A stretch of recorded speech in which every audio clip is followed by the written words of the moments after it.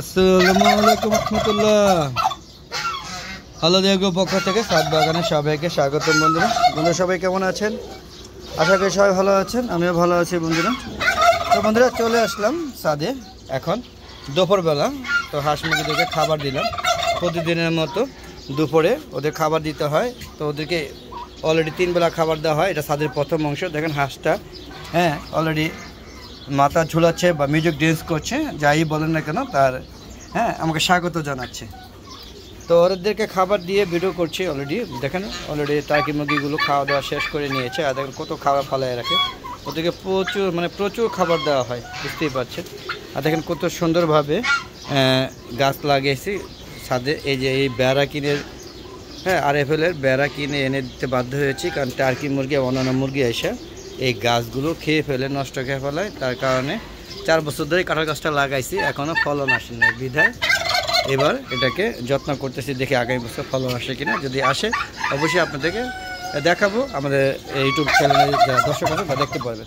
আর দেখেন টার্কি মুরগিগুলো আমাকে স্বাগত জানাচ্ছে। ওরা কিন্তু কথা বলতে পারে, মানে কথা রেসপন্স করে। একটু দেখবেন, কেমন আছো, দেখেন লগে লাগে, কেমন আছো, ভালো আছে, বুঝাতে যাচ্ছে। দেখেন স্বাগত জানাচ্ছে কত সুন্দরভাবে, কত সুন্দর লুক। দেখেন একটু দেখেন ওর লুকটা, দেখেন সামনে আসো, কত সুন্দর। দুটা পুরুষ, বলা বাহুল্য যে আমি 6টা পালতেছি, 6টাই পুরুষ। আপনারা দেখেন, কে রে কেমন আছো, 6টাই পুরুষ। আপনারা দেখেন কি অবস্থা। 6টার মধ্যে মানে এইটা হয়তো পুরুষ না, আর বাকি সবগুলি পুরুষ আমার মনে হচ্ছে আর কি। কারণ সবগুলো পেখম মেলে, যদিও দাড়ি এখন অ্যাডাল্ট হয়নি। অ্যাডাল্ট হয়ে দাঁড়িয়ে 3টে অ্যাডাল্ট, 3টা দাড়ি হয়ে গেছে, দেখতে পাচ্ছেন। আর ওইগুলি অ্যাডাল্ট হয় না, এগুলো বয়সের ডিফারেন্স আছে, 2 মাসে ফের আছে, যার কারণে ওরা মানে বোঝা যাচ্ছে না। তবে এগুলো যে স্পষ্ট বোঝা যাচ্ছে এই 2টা এবং বোঝা যাচ্ছে 3টাই পুরুষ। কেন জানি মনে হচ্ছে এটা পুরুষ না, এখনও বলা যাচ্ছে না। যখন অ্যাডাল্ট হবে তখন বোঝা যাবে। এই দেখেন বলতে বলতে ওরা কিন্তু পশমগুলো পাকাগুলো মেলে ফেললো। আর এই দেখেন আমার যে কটা চীনা হাঁস বেঁচে আছে তাদের মধ্যে এই কটি অন্যতম।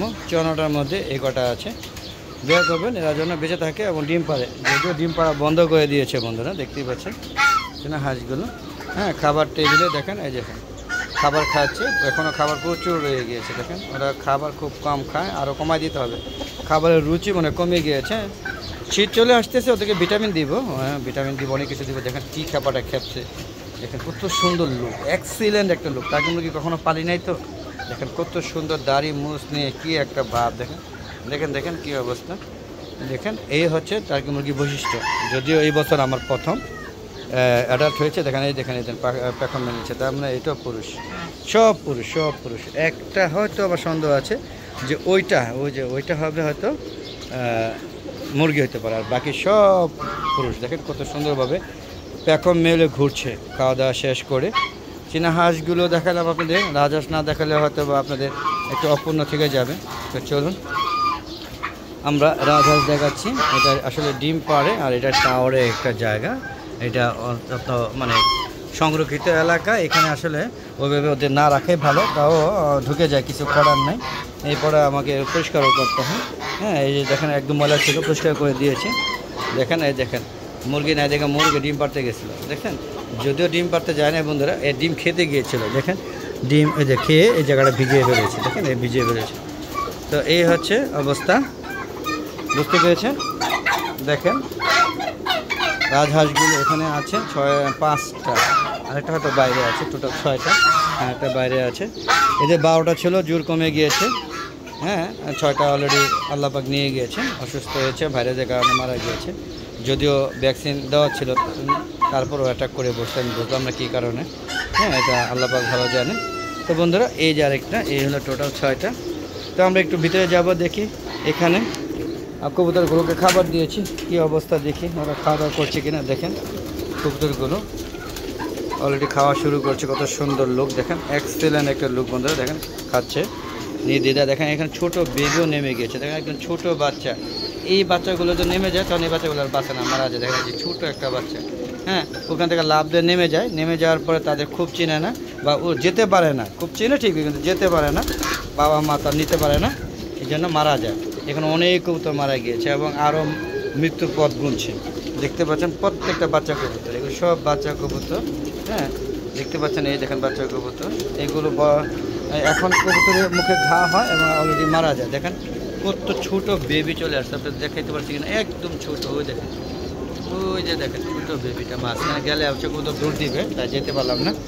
আর বন্ধুরা প্রত্যেকটা ভিডিওতে বলছি যে এটা আমেরিকান ব্রাহ্মা। দেখেন এই জায়গায় আমেরিকান ব্রাহ্মা কত সুন্দর লোক, হ্যাঁ অনেক সুন্দর লোক। আর এটা হচ্ছে কলমের লাইট ব্রাহ্মা। যাদের লাগবে সেল করে দিব, আওয়াজ দিয়ে নিয়ে যাবেন, কোনো কথা নেই। দাম আলোচনা সাপেক্ষে আশা করি, হ্যাঁ প্রযোজিত দাম অনুযায়ী দাম রাখবো, প্রয়োজন ওখান থেকে আরও কিছু সেল লেসদা দিব যদি এসে নিয়ে যান।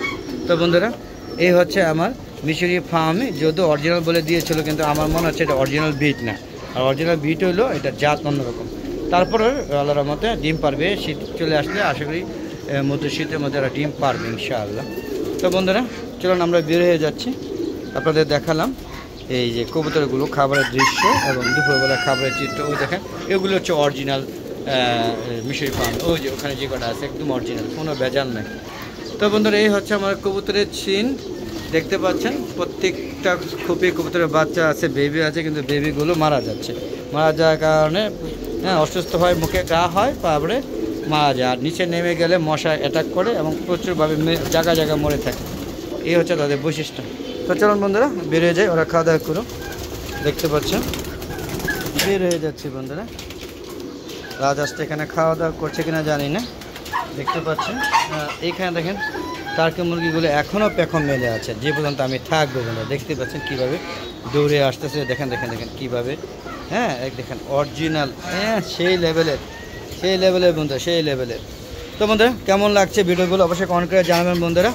আর বন্ধুরা যারা এখন আমার চ্যানেলটাকে সাবস্ক্রাইব করেন তারা আমার চ্যানেলটাকে সাবস্ক্রাইব করে নেবেন বন্ধুরা। আর পাশে বেল আইকনটা ক্লিক করে অল বাটনটা ক্লিক করে দেবেন, তাহলে বন্ধুরা পুরাতন নতুন যে সময় ভিডিওগুলো ছাড়ি, যখন আপনাদের ম্যাচিং হয়ে যাবে তখন এগুলো দেখতে পারবেন। এবং নতুন ভিডিও ছাড়া মাত্রই আপনাদের নোটিফিকেশন আগে আপনাদের ইউটিউব চ্যানেলে চলে যাবে বন্ধুরা।